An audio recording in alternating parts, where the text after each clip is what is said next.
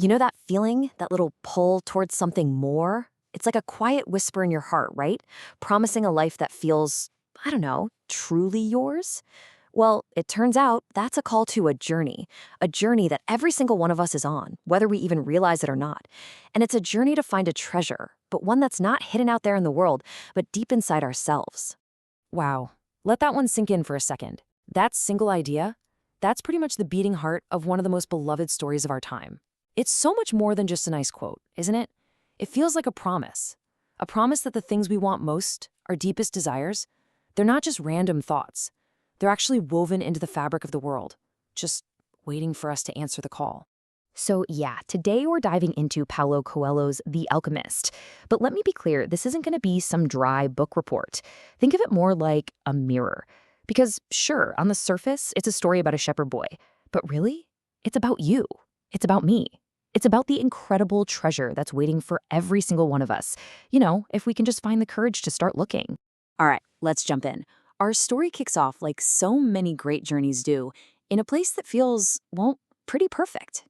We meet this young shepherd, Santiago, and honestly, his life is simple, but it's good.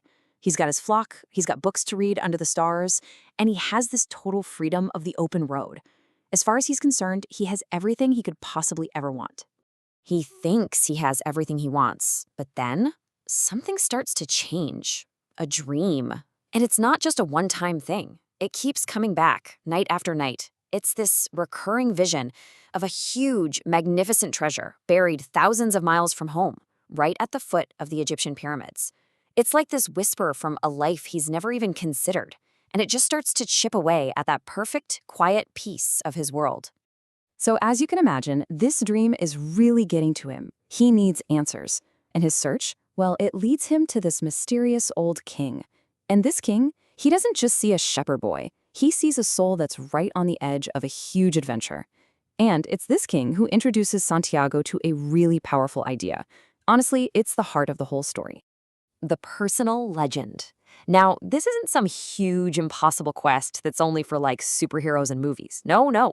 It's much simpler than that. It's the thing you have always wanted to do. You know that dream you had when you were a kid? Before the world stepped in and told you it was silly or impossible or just not practical? That's it. It's the truest version of yourself, just waiting to be found again. And just like that, Santiago makes a choice. A huge one.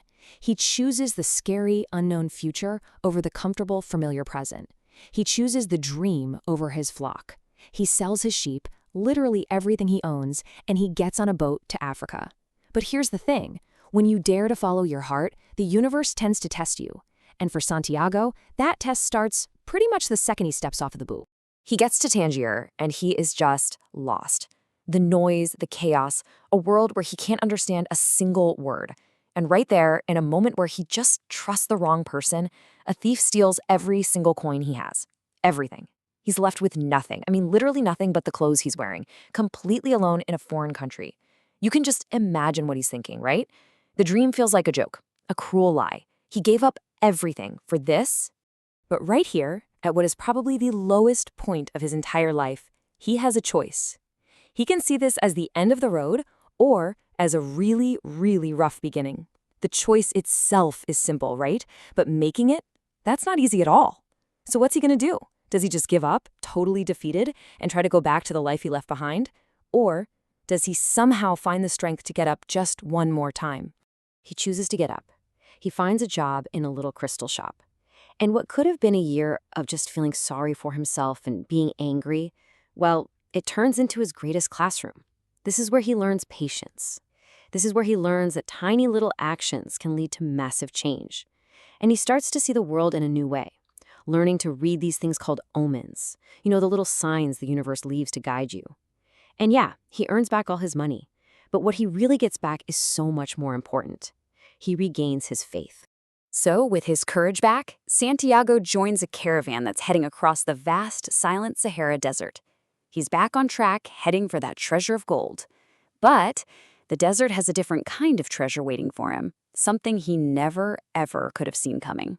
Right there, in the middle of the desert, at an oasis, well, his whole world just stops. He sees a woman. Her name is Fatima. And in that one single moment, he gets it.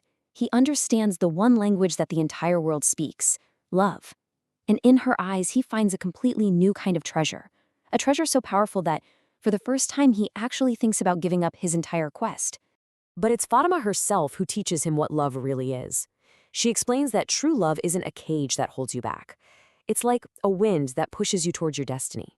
She tells him, I'm a part of your personal legend, not the end of it. She tells him she'll wait. And that's when he learns one of the biggest lessons. Real love doesn't stop you. It actually gives you the strength to keep going. At that very same oasis, Santiago's new skill, reading the omens, leads him to maybe the most mysterious character in the whole story, the Alchemist. Now, this isn't just some guy. This is a man who doesn't just see the world, he understands its soul. The Alchemist sees something special in the shepherd's heart, and he agrees to guide him on the last and most dangerous part of his journey. Okay, so things get intense here. They get captured by this warring desert tribe, and the Alchemist makes this, frankly, terrifying bargain to save their lives. He tells the chief that Santiago is so powerful, he can literally turn himself into the wind. So the chief says, okay, you've got 3 days to prove it. And if he fails, they'll both be killed. No pressure. I mean, come on. The task is impossible, right? It's the stuff of myths and magic. How is a simple shepherd supposed to command the elements? And the Alchemist, he offers zero help. No secret formula, no magic words, just one single cryptic instruction. Listen. So, Santiago listens. He speaks, but not with his voice. He speaks with his heart. He talks to the silence of the desert, to the power of the wind, to the fire of the sun. And as he does this, he has this incredible realization. They aren't separate from him. They all share one soul. He finally understands that he's not just in the world, he is the world. And in that one perfect moment of connection, the miracle happens. And this is the Alchemist's greatest lesson of all. The treasure was never about the destination. The whole physical journey across the world, it was just a way to guide him on the journey inside himself. The only map he ever really needed was his own heart. So after facing death itself and literally touching the soul of the world, Santiago finally makes it. He reaches his destination. He's alone, and he's been changed forever by this journey. And there he is, standing in front of the Great Pyramids of Egypt. He just falls to his knees, his heart completely overflowing with gratitude. The journey is done. He starts digging in the sand, his hands scrabbling, searching for that treasure from his dream. But there's nothing. It's just sand. And just as this wave of despair starts to wash over him, he gets attacked by thieves.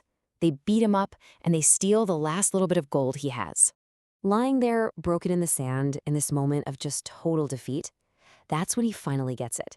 He came all this way looking for a chest of gold, but look what the journey actually gave him. It gave him resilience. It taught him the language of the world. It showed him what true love is. It revealed his connection to everything. See, he didn't find the treasure. He had become the treasure. That was the real alchemy. And as the thieves are leaving him for dead, one of them turns back and starts to mock him. He tells Santiago about this stupid dream he once had, a dream about a treasure buried in an old, abandoned church back in Spain, right under a sycamore tree. And in that moment, Santiago doesn't cry. He laughs. He just starts laughing, because he finally understands the incredible, beautiful irony of his whole journey. He had to travel all the way across the world just to find out that the physical treasure was waiting for him right where he started.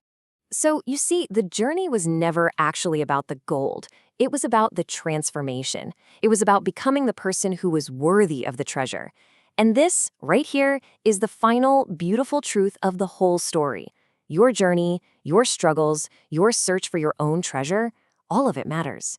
Every single person, you included, is playing a central role in the history of the world, even when we don't realize it. And that brings us right back to where we started, with that quiet whisper in your heart. Look, The Alchemist isn't just a story, it's a map. It's a reminder that the entire universe is actually on our side, conspiring to help us. But it leaves us with one last, really important question, and it's a question that only you can answer. What is your personal legend telling you?